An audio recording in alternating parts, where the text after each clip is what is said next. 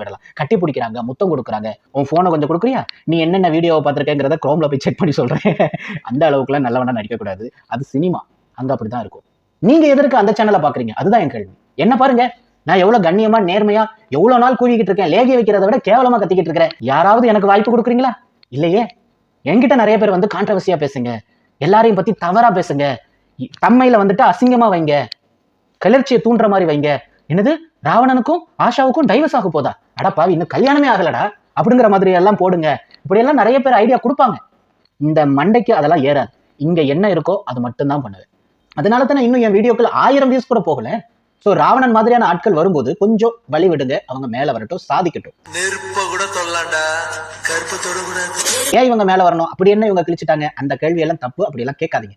அவன் எந்த அளவிற்கு திறமையானவனாக இருந்திருந்தார், அவனுடைய வீடியோஸ்ல எனக்கு லேக் கணக்கில் போகும். சோ அதற்கெல்லாம் நீங்க ஒரு தமிழ் பையங்கிறதுனால வியாஸ் தமிழஸ், சோ ப்ளீஸ் அவனுக்கு சப்போர்ட் பண்ணுங்கிறது தாழ்மையா கேட்டுக்கிறேன். அவனுக்கு மட்டும் இல்ல, அவன மாதிரி இருக்கக்கூடிய எல்லா தமிழ் பசங்களுக்கும் ப்ளீஸ் சப்போர்ட். அதைத்தான் நான் உங்கள்கிட்ட கெஞ்சி கேட்கிறேன். சரிங்களா? அதே சமயத்துல